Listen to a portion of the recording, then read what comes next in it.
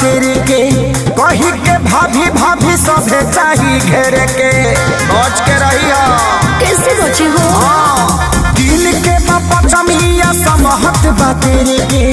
कही के भाभी भाभी सभे चाही घेर के भया लफुअन के टोली का हो घरे बस कसरिया बहरा में बोले बा ढेर कुछ जाने ना मोरे ओबे बोले बा हम बतार घर छोड़ के होले बा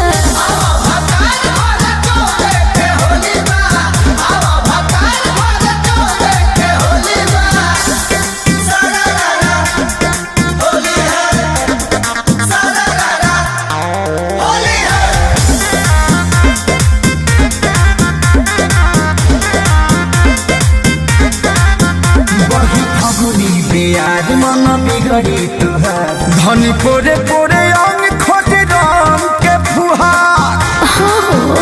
तो बुझा ए राजा वादा को के जो दिल परदा तोहर बदल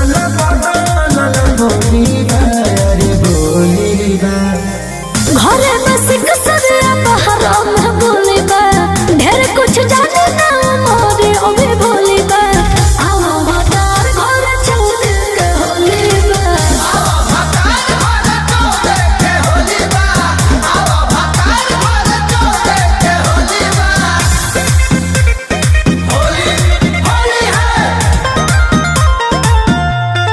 होली है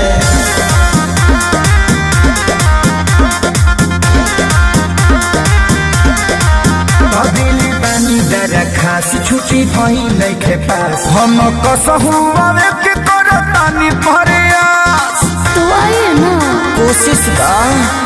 ए पिया किसना के दर्द खसारी हो लगे तहरा से गरम तहर चोली बा आज चोली बा घरे बस कसरिया बहरा में गोली बा ढेर कुछ जाने ना मोरे ओबे बोले बा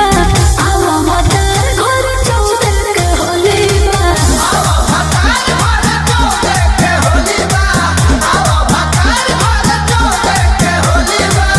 ट्रेन कटा ले बनी टिकट पर चढ़े।